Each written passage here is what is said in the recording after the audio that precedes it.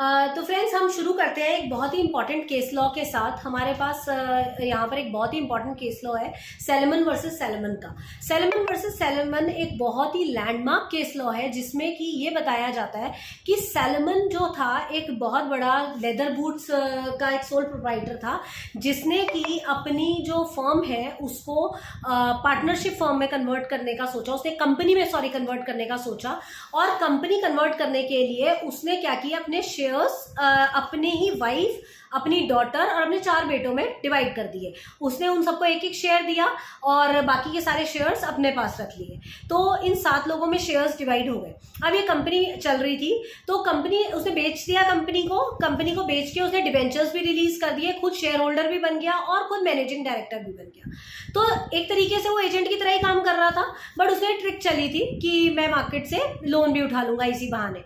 तो जब वो खुद डिबेंचर होल्डर बना तो थोड़े टाइम के बाद कंपनी जो है वो ठीक तरीके से काम नहीं कर रही थी। तो जब ये जो लोन के लिए जब वापस आए, लोगों ने आके क्लेम करना शुरू किया, तो उस केस में उन्होंने कहा कि जो भी कंपनी का लिक्विडेशन चल रहा है उस लिक्विडेशन में जो भी अमाउंट मिलना चाहिए वो सारा का सारा अमाउंट जो है वो सैलमन को मिलने के बजाय पहले हमारे जो है वो ड्यूज क्लियर होने चाहिए, उसके बाद अगर कुछ बचता है तो सैलमन को मिलना चाहिए, क्योंकि वो तो एक तरीके से एजेंट की तरह ही काम कर रहा है, तो ये कंपनी तो उसी की है। तो इन्होंने कहा, सैलमन ने कहा कि ऐसे तो काम नहीं चलेगा, तो मेरी तो कंपनी है, ये कंपनी के ऊपर आप क्लेम कर सकते हैं, मेरे ऊपर थोड़ी इस चीज का आप डाल सकते हैं प्रेशर। तो जो कोर्ट केस था वो केस था वो कोर्ट में चला गया। जब कोर्ट में गए तो वो लोअर कोर्ट ने ये फैसला किया कि हाँ ये बात बिल्कुल ठीक है, सैलमन को बाद में मिलेगा, पहले ड्यूज जो आपके वो है लोग हैं जिनके आपको क्लियर करने हैं ड्यूज, उनको क्लियर करना चाहिए, बैंक के ड्यूज क्लियर कीजिए। तो सैलमन ने अगेन इसकी री अपील की हायर कोर्ट में। जब हायर कोर्ट में गए तो वहां पर कॉन्सेप्ट आया सेपरेट लीगल एंटिटी का, और जज ने ये फैसला किया कि सेपरेट लीगल एंटिटी के तहत जब भी कोई प्रॉब्लम आपको है किसी भी चीज से, तो आप उसमें कंपनी को दावा कर सकते हैं, ना कि किसी शेयर होल्डर को। वो मैनेजिंग डायरेक्टर भी है, डिवेंचर होल्डर भी है, शेयर होल्डर भी है, आपको उससे कोई लेना देना नहीं है। आपको कंपनी से ड्यूज क्लियर करने हैं, आप कंपनी को क्लेम कीजिए। सैलमन का इस चीज में कोई रोल नहीं है, और सैलमन सबसे ज्यादा उसका शेयर होल्डर है, तो पहले उसी के ड्यूज क्लियर होंगे, उसके बाद आपके होंगे। तो इस चीज में कोई केस को रद्द कर दिया गया कि केस का कोई मतलब ही नहीं है।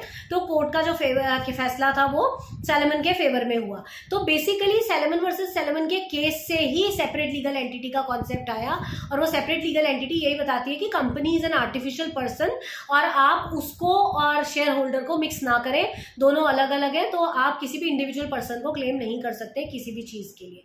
This is one case. Second very important case is Foss versus Harbottle case, जो 1843 का केस है। ये किसी और फॉर्म में भी आ सकता है, इसको हम प्रिंसिपल ऑफ नॉन इंटरफेरेंस में भी डाल सकते हैं, और क्लास एक्शन सूट के नाम से भी ये केस आ जाता है।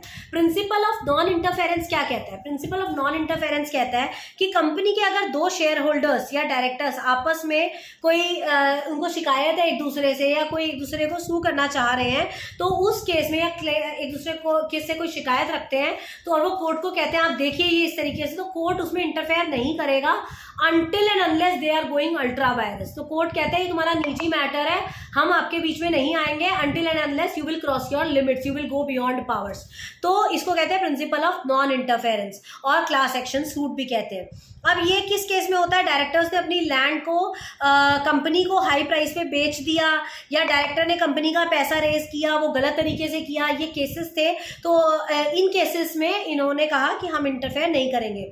तो यहाँ पर जो फ्रॉस वर्सेस हार्बॉटल का जो केस था उसमें सेम यही चीज हुई थी कि कंपनी के 2 शेयर होल्डर्स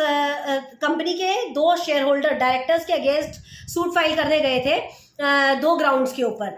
क्या कि डायरेक्टर ने अपनी लैंड को कंपनी को हाई प्राइस पे बेचा है, प्रॉफिट कमाया उसमें, एंड डायरेक्टर ने कंपनी का पैसा रेज किया, गलत तरीके से प्रॉफिट कमाया उसमें। तो इस केस में पहले तो कोर्ट ने पहली कन्नी काट ली कि हमारा कोई लेना देना नहीं है इसमें। इशू ये था कि इंटरनल डिस्प्यूट था ये, और इंटरनल डिस्प्यूट तब तक कोर्ट में नहीं जाएगा अंटिल एंड अनलेस वो अल्ट्रा वायरस ना हो जाए। जजमेंट आया, no internal dispute in the court will be entertain, and when wrong is done in company, share holder उसमें क्लेम नहीं कर सकते, कंपनी क्लेम करेगी। अगर कंपनी का कुछ बिगड़ा है किसी डायरेक्टर ने, तो कंपनी के पास राइट है ना उसको सू कर देगा। शेयर होल्डर को एक या दो उठ के शेयर होल्डर आ जाए कि हाँ भाई तुम अपना प्रॉफिट कमा रहे हो, तो उसका भी टाइम वेस्ट है। तो कंपनी के जनरल मीटिंग में मेजॉरिटी में रेजोल्यूशन पास किया गया कि ऐसा कुछ भी नहीं हुआ है, डायरेक्टर ने कोई इसमें प्रॉफिट नहीं कमाया है और इस वजह से आपको इसमें बोलने का कोई अधिकार भी नहीं है। और इसी को रूल ऑफ मेजॉरिटी भी कहा जाता है। यहाँ पर आपका रूल ऑफ मेजॉरिटी का क्वेश्चन भी कवर हो रहा है कि रूल ऑफ मेजॉरिटी ये कहता है कि कंपनी के board of directors, share holders की जो मीटिंग होती है उसमें जो मेजॉरिटी का फैसला होता है हमेशा उसी को आप प्रधानता देंगे। आप माइनॉरिटीज का फैसला कहीं मैटर नहीं करता इस चीज में। बट इसकी कुछ एक्सेप्शंस भी हैं। एक्सेप्शंस में पहला आता है एक्ट ऑफ अल्ट्रा वायरस, अगर कोई अल्ट्रा वायरस एक्ट कर दे। दूसरा फ्रॉड ऑन माइनॉरिटी, कोई माइनॉरिटी के साथ फ्रॉड किया किसी ने। Act requiring special majority done with ordinary majority, कि कोई ऐसा एक्ट था जिसमें स्पेशल रेजोल्यूशन की जरूरत थी मगर आपने निपटा दिया उसको ऑर्डिनरी रेजोल्यूशन से। इंडिविजुअल मेंबरशिप राइट्स जहां पर मैटर करते हैं। And breach of duty. तो बेसिकली ये 6-7 एक्सेप्शंस है जिसपे आपका रूल ऑफ मेजॉरिटी को इग्नोर किया जा सकता है। तो इस फॉस वर्सेस हार्बॉटल को आप 2-3 जगह यूज कर सकते हैं। एक तो रूल ऑफ मेजॉरिटी का क्वेश्चन कभी कभार आ जाता है, शॉर्ट में भी और लॉन्ग में भी। तो उसमें सिंपल सा फंडा है कि मेजॉरिटी जहां पर बोलेगी वहीं पर माना जाएगा बात को, माइनॉरिटी का कोई लेना देना नहीं है। दूसरा डॉक्ट्रिन ऑफ नॉन इंटरफेरेंस या प्रिंसिपल ऑफ नॉन इंटरफेरेंस, वो आ जाए तो भी आप इस केस लॉ को डालेंगे। या आपका एक और इसका नाम जो मैंने आपको बताया था, क्लास एक्शन सूट, ये 3 नाम से ये वाला केस आ जाता है। और फॉस वर्सेस हार्बॉटल का ये केस है जो कि आपने इन तीनों में ही अप्लाई करना है और साथ में उसके एक्सेप्शंस भी लिखने हैं अगर ये 20 मार्क्स में आ जाता है। तो बेसिकली ये आपका मेजर क्वेश्चंस जो थे जितने भी कंपनी लॉ के, वो मैंने कवर किए हैं।